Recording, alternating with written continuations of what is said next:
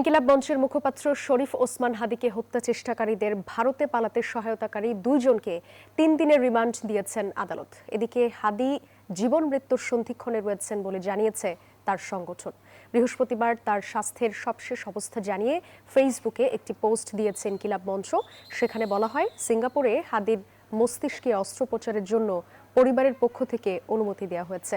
হত্যা চেষ্টাকারীরা গ্রেপ্তার না হওয়া পর্যন্ত শাহবাগে অবস্থান কর্মসূচি অব্যাহত রাখার ঘোষণাও দিয়েছে সংগঠনটি। গতকাল প্রধান উপদেষ্টার কার্যালয়ে জানায়, হাদীর শারীরিক অবস্থা অত্যন্ত সংকটাপন্ন।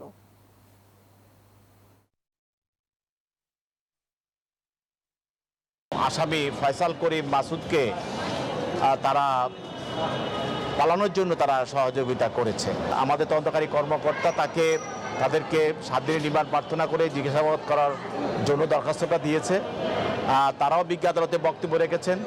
উভয়ের বক্তব্য শোনার পর বিজ্ঞ আদালত 3 দিনের রিমান্ড মঞ্জুর করে তাদেরকে জিজ্ঞাসাবাদ করার জন্য তদন্তকারী কর্মকর্তার হাতে সমর্পণ করেন।